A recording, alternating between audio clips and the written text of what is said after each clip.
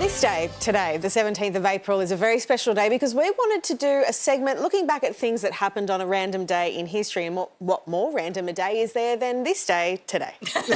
And how, Suze? Let's take a look at what happened on this day, which is, I think, what you should call this segment. Yes, we are going to. Thank you, David. Cue the music. Yay! OK, there's no music, so that's all right. There's no problem at all.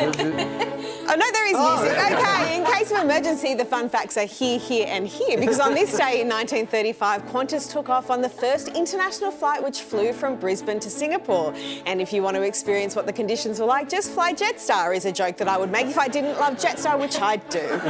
Also, Brisbane to Singapore, how was it not Bali? I don't know. Cute, but more importantly, on this day in 1970, the Apollo 13 crew, you know, the real ones, not the Tom Hanks ones, landed safely back on Earth, marking an important moment in space exploration that would pave the way for brave astronauts of the future, like Katy Perry. Yeah. Astronaut or Astro 10 out of 10, am I right, guys? Susie. Thank you. The next one is just as inspirational and more real because on the 17th of April 2011, it was the first day, it was a big day rather, for dragon eggs, TV nudity and red weddings, with Game of Thrones hitting screens for the first time. Yep, 2011. It was a fantasy involving dragon eggs, and now fantasies today are just involving finding any eggs that are affordable to buy. So true.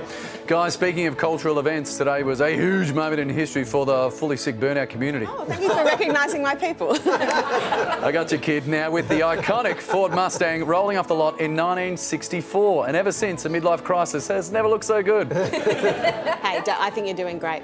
Why would you say that? Anyway, so now get your proverbial rack and balls out because on this day in 1875, a British soldier in India invented snooker. And by invented, I mean a British person stole something from India.